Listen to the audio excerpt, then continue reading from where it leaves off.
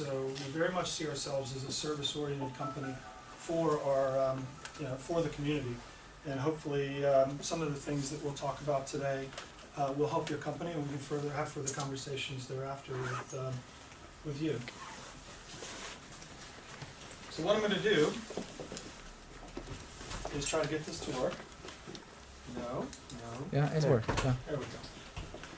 So what I want to do is give you a brief overview of .mobi, and then talk about some of the services that we're providing out to the marketplace, and then hopefully afterwards have a Q&A about the mobile web and mobile web industry, where it's going, some of the things that you're working on, and see if we can have a bit of an interactivity about it. I'm going to talk a little bit about our identity services, and then my associate Paul Nurger is going to talk a bit about the applications, device detection, and various things we're doing in that field. So, open that for you. You're welcome.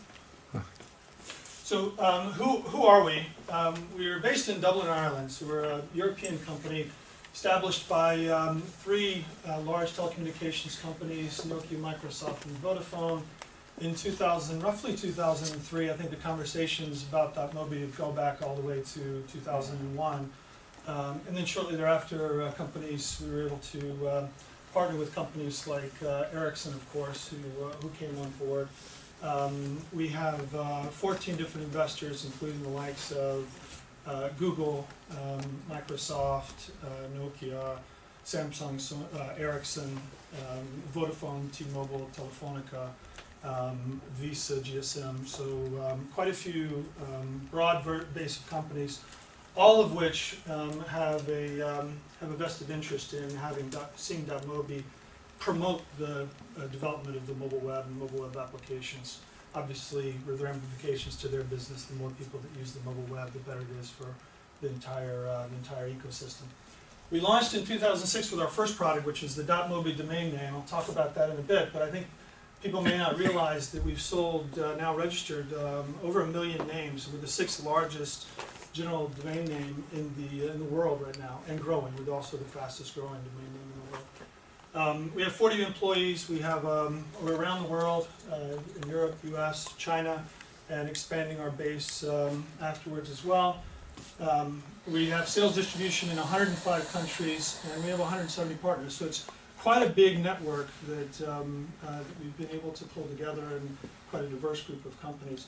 Our primary mission is to provide services that assist and enable really mobile web and mobile web content applications. So that is our goal. And one of the things we do with the domain name is any money that we make off the domain name, we roll back into services for the community. And we either make them free, as you'll see, or we heavily subsidize them so that everybody can access services that previously, from a mobile web perspective, may have only been accessible with somebody who could spend a lot of money or who was a major corporation. So our view is the mobile web should be for everybody, should be for every small company, and anything that makes the mobile web difficult to develop for or provide content for, we want to try to commoditize that. So that's been part of our goal.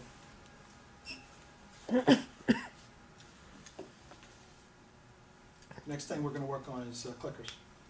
Yeah, okay. Keep that up. So just a brief overview of the types of services we provide. Again, we're trying to enable applications and content, not do the applications, enable the applications in most senses. So we're enabling the content owner to put their content on the mobile web. How are we doing that? Through domain names, both ASCII domain names, typical Romance language character sets, but also we're going to be launching internationalized character sets, so Chinese, Hindi, Cyrillic domain names as well. Mobile content creation tools, which we'll talk about two of the things we've done there. And then mobile marketer resources. So if you're a mobile marketer, how can we help you plug into the different ideas, different concepts, different implementations that people are doing around the world that might be something you want to do in your home market. And then for mobile web developers, device detection, device database, the device atlas device database is something we've been working on for a while.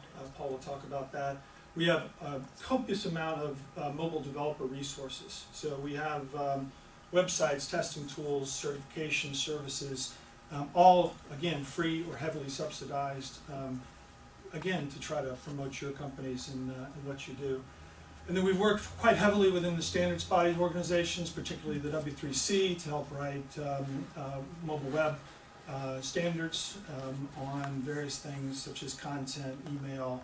We're in the middle of working on best practices for advertising and commerce and various other standardization opportunities to, again, foster the development of the mobile web for you. So we're quite busy, actually. So a couple of things about our philosophy, and I don't think I'll get anybody in this room who's going to disagree, but I'll give you the philosophy anyway. Clearly, proliferation of smartphones, feature phones, applications, browser advances. So the mobile web, I think all of us have been saying probably for the last 10 years that this is the year of the mobile web. Well, it actually probably is the year of the mobile web, so we'll say it again. I mean, we think it is here, and all indications are that it's starting to percolate through the population, through people's consciousness. So I think we are in the right business right now.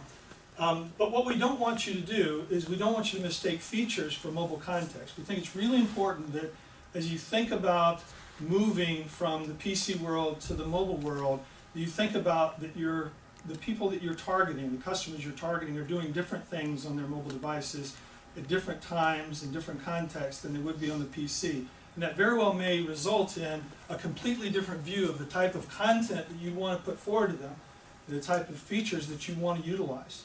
So we're going to talk about that a bit more. We look at the TV, we look at the PC, we look at the mobile device. We think they're all unique. And I don't think anybody in the world would argue that the TV and PC, despite the conversion that's clearly going on, you would look at those maybe differently in terms of how you'd want to outreach to your end users. We think that, again, is the way you ought to look at a device. And we are addressing the needs of what we call the third screen. So, and we think of it as .mobi thinking, not .com thinking. So, if you think about your site, it should not be just a scaled down version of your .com. It should be applications and services and content that get people excited and that utilize the unique attributes of a phone. We don't consider a phone a disabled device. Most people think of that way because it's got a small screen and it doesn't have the ability necessarily with most phones to maneuver around the screen as easily. But the reality is it's not a disabled device, it's a differently abled device. It's a unique device. It's a calendaring function, it's a camera, it's a music player, it's a GPS device. It's all kinds of different things. And oh, by the way, it's also a phone. So you can utilize your phone for applications and services and users in ways that the PC could never have thought about. And thus, we need to think a little bit out of the box when we think about the way we utilize phones for the mobile web. Just a couple of companies that we've worked with that we think have really nice applications. Bank of America in the US has well over now 1 million mobile users on their BofA.mobi site. It really functions well, and they've put a lot of time and effort into thinking about how to promote mobile content and mobile services versus just the PC services. Zagat, we've all got fairly good stories about using Zagat. One in San Francisco that Paul would tell you is that we went to a restaurant with some clients and the restaurant was closed, so we had to very quickly find another restaurant. And by using Zagat.mobi, we were able to look, GPS-based lookup of the restaurants around us, look at it by theme, find the theme that we wanted, use the mobile phone to reach out to that restaurant and book a reservation, all in the span of about 2 minutes in a city that we didn't know. It was the middle of San Francisco. So just the functionality, again, that Zagat's put very quickly and easy at our fingertips is incredibly useful and different than we would have used if we had been on our PC. So, and it spoke to the mobile context that we were in at the time. How did you know how to access just that application in that moment? Because we knew of Zagat.mobi, we knew about the application. So we went simply to our browser and typed in Zagat.mobi and went straight to it. It was